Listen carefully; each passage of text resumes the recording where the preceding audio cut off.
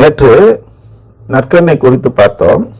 நற்கருணை தான் மீட்புக்கான ஒரே வழி என்று ஒருவர் உணரவில்லை என்றால் அவருக்கு மீட்பு இல்லை என்று பார்த்தோம். அப்ப ஏன் உணர வேண்டும் என்றால், கேட்டால் கிடைக்கும், கேட்கலனா கிடைக்காது என்று இயேசு சொல்லியிருக்கிறார். எனவே நாம் அவருடைய உறவு, தத்தெடுக்கப்பட்ட நிலையை கேட்க வேண்டும். அப்படி கேட்பதற்காக ஒரு சடங்கு முறையை கடவுள் ஏற்படுத்தி இருக்கிறார். அந்த சடங்கு முறைதான் திருப்பலி. நாம் திருப்பலிக்கு போகிறோம் தினமும். அங்கே திருப்பலி முடியும் தருணத்தில், அதாவது நிறைவேறும் தருணத்தில் நற்கருணையை புசிக்கிறோம். எதற்காக திருப்பலி போகிறோம், எதற்காக நற்கருணை புசிக்கிறோம் என்றால், கடவுளின் உறவை கேட்கத்தான் திருப்பலிக்கே போகிறோம்.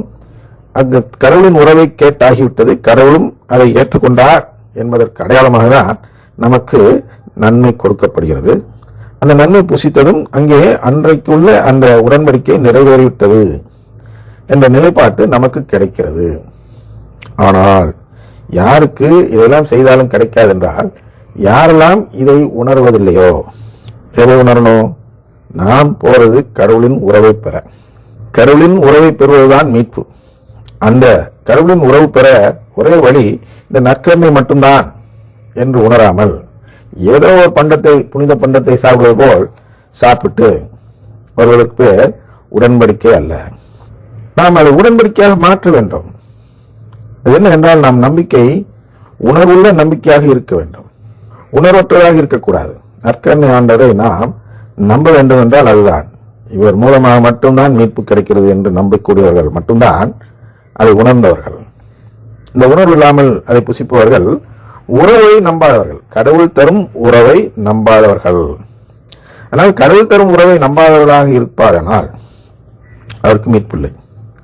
நல்ல கள்ளன் என்று பார்க்கிறோம். சிலுவையில் ஒரு வார்த்தை தான் பேசினான், ஒரு வாக்கியம் தான் பேசினான். அவனிடம் இயேசு ஒரு வாக்குறுதி கொடுக்கிறார். என்னென்றால், இன்றே நீ என்னோடு வான்வீட்டில் இருப்பாய். வான்வீடுனா குடும்பத்தில் இருப்பாய். அதான் நீ ஆட்சி உரிமை பெற்று வரும்போது அப்படின்னு அவர் சொல்றது. ஆட்சி உரிமை பெறுவது என்பது கடவுளின் குடும்பத்தை நிறைவேற்றி வரும்பொழுது என்னை நினைவில் கொள்ளும் அப்படின்னு அவன் கேட்கிறார், நல்ல கள்ளன். ஆனால் எவ்வளவுப்பா அவனை நான் இன்னைக்கே குடும்பத்தில் சேர்த்துறேன், நீ கேட்டுட்ட, அதனால் நான் கொடுக்கின்றேன், இவ்வளவுதான். அவர் என்ன பண்ணார்? பெரிய கலவலம் பேசலான்னு கத்தினாரு சிலுவையில? இல்ல, ஜஸ்ட் ஒரு விண்ணப்பம். அந்த விண்ணப்பம் தான் நமக்கு திருப்பலியில் நிறைவேறுகிறது. அன்றாடம் அதை செய்கிறோம், தினமும் அதே வேண்டுதல் தான் வைக்கிறோம். இயேசு ஆண்டவரே, நீங்கள் வரும்போது என்னை உங்கள் குடும்பத்தில் சேர்த்துக் கொள்ளுங்கள் என்று சொல்லக்கூடிய அந்த விண்ணப்பம் தான் எங்கே வருகிறது என்றால் திருப்பலியில் வருகிறது. அந்த உணர்வு இவன் உணர்ந்து கொள்ளான். அந்த கள்ளன், கெட்ட கள்ளன் சொல்றோமா, அவன் உணர்வில்லை, கிண்டல் செய்தான். என்ன, இவன் கடவுள் பிள்ளைங்கிற, மீட்பருங்கிற, ஒன்னே மீட்க முடியாத அப்படின்னு கிண்டல் செய்கிறான். அவன் உணர்வற்றவன், அதனால் அவனை சேர்த்துக் கொள்ளவில்லை. அவனை பெரிய தப்பு பண்ணிட்டானா? இல்ல. உணரலையா? கிடையாது. உணர்ந்துட்டியா? உண்டு.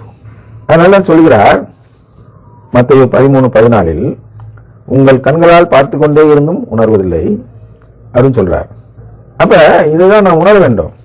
13:12 என்ன சொல்றார்? உள்ளவர்களுக்கு கொடுக்கப்படும், இல்லாதவரிடமிருந்து உள்ளதும் எடுக்கப்படும் என்று கூறுகிறார். அது நல்ல கள்ளன், கெட்ட கள்ளன்.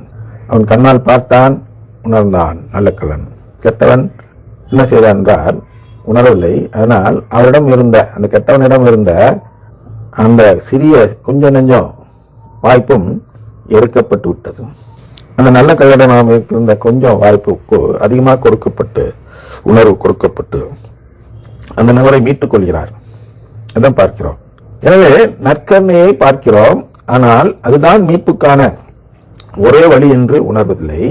அதாவது இயேசு என்ன சொல்கிறார் என்றால், மத்தேயு 13:12, உள்ளவர்களுக்கு கொடுக்கப்படும், இல்லாதவரிடமிருந்து உள்ளதும் எடுக்கப்படும் என்று கூறுகிறார். அதாவது குடும்ப உணர்வு உள்ளவர்களுக்கு குடும்ப உறவு கொடுக்கப்படும் என்றும், அந்த குடும்ப உணர்வு இல்லாதவரிடமிருந்து கொஞ்சம் நஞ்சம் உள்ள குடும்ப உறவும் எடுக்கப்படும் என்று கூறுகிறார். இதற்காக தான் பாருங்க, அருங்குறைகளை காட்டி வஞ்சித்து இந்த உணர்வற்றவர்களை பொய்யான தூயாவியை கடவுள் நம்ப வைக்கிறார். பாருங்க, நல்ல கள்ளன் கெட்ட கள்ளன் அப்படின்னா பிரிச்சிங்க. கெட்ட கள்ளன் நடிக்கிறான். என்ன நடிக்கிறான்? அவனுக்கு உணர்வு இருக்கிறது போல் நடித்து உறவு பெற பார்க்கிறான் அப்படின்னு வச்சுக்குவோம். இப்ப அந்த நல்ல கள்ளனுக்கு இவர் திசை திருப்பணும். அதனால் என்ன வைத்திருக்கிறார் என்றால், சிலுவையில் தொங்காத இயேசு அல்லது சிலுவையிலிருந்து இறங்கி வந்த இயேசு.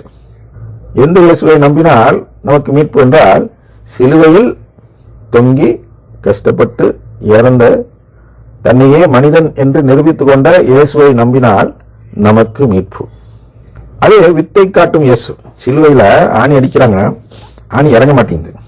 அப்புறம் மீறி என்ன பண்றாரு, நம்ம தேவசகாயம், புனித தேவசகாயம் போல் இவரை எடுத்து ஆணியை கொடுக்கிறார், ஆணி இறங்குதுன்னு வச்சுக்கோ. அப்புறம் தொங்கிட்டு இருக்கிறதுல அந்த கெட்ட கல்லன் கேட்கிறான், ஏன் மீட்பன்னு சொன்னில, இப்போ இறங்கி காட்டு அப்படின்னு கேட்கிறான். உடனே அவர் இறங்கி காட்டி விட்டால் அந்த கெட்ட கல்லன் நம்புவானா நம்ப மாட்டானா? யோசிச்சு பாருங்க. யாரா இருந்தாலும் நம்பி விடுவார்கள். யாரெல்லாம் அங்கே தூஷணம் செய்தார்களோ அவர்கள் எல்லாம் என்ன செய்வார்கள், உடனே முட்டி போட்டு இயேசுவை கடவுள் என்று ஏற்றுக்கொள்வார்கள். எப்ப அந்த ஆணை அடித்த பிறகு அவர் ஒன்றும் இல்லாமல் இறங்கி காட்டிட்டார். அதுதான் அருங்குறை இயக்கத்தில் நடக்கக்கூடிய போலியான வல்ல செயல்கள். அதுபோன்ற வல்ல செயல்கள் செய்து மக்களை தன் பக்கம் ஈர்ப்பவர் இயேசு அல்ல. அதான் இதில் புரிஞ்சுக்கிறோம். கடவுளை வஞ்சகாட்டலுக்கே உட்படுத்துறாருன்னா அது போன்ற ஒரு இயேசுவையும் உருவாக்கி எதிரில் ஒருத்தர் இயேசுவின் பேர்ல இருக்கலாம், இன்னொரு பேர்ல இருக்கலாம், அவன் தன்னையே ஒரு கடவுள் என்று சொல்லிக் கொள்ளலாம். சொல்லிக்கொண்டு இறங்கி வருவதை காட்டினால் இந்த கெட்ட கல்லன் நிச்சயமாக அந்த நபரை நம்பியிருப்பான். இது போன்ற ஒரு சூழ்நிலை தான் இந்த உலகத்தில் உருவாக்கி இருக்கிறார். ரெண்டு இயேசு இருக்கும் சூழ்நிலை. ஒன்று உண்மையான இயேசு, இன்னொன்று போலியான இயேசு. அது எதிர் கிறிஸ்துன்னு சொல்லுவாங்க. போலியான இயேசுவை தான் எதிர் கிறிஸ்து, கிறிஸ்துக்கு எதிரான ஒரு நபர் அப்படின்னு சொல்லப்படுகிறது. அப்ப இந்த கிறிஸ்துக்கு எதிரான ஒரு நபர் போலி இயேசு. அதான் நாங்க அருங்குறை இயக்கத்தில் நடக்கக்கூடிய அந்த ஆவியுடைய செயல். அது தூய ஆவி அல்ல. இயேசு தூய ஆவியெல்லாம் ஒண்ணுதான். அப்ப அது ஆவி என்று வேறொரு பேர் வைத்துக் கொண்டு வருகிறது, வேறொரு நம்பிக்கையை போதிக்கிறது, ஆவி ஆவி என்று சொல்லி. அப்ப ஆவின்னா வேற யாரையும் வச்சுக்க முடியாது போல இருக்குன்னு நினைக்கிறாங்க. அதனாலதான் அது சொல்றார் 2 தெசலோனிக்கர் 2 7-12 வரை வாசிங்கன்னா அது சொல்லப்படும். என்ன, சாத்தானின் ஆற்றலால் வருவான், அவன் எல்லா வகையான போலியான வல்ல செயல்களையும் செய்வான், அழிந்து போகிறவரை முற்றிலும் ஏமாற்றி தீங்கு வைப்பான்.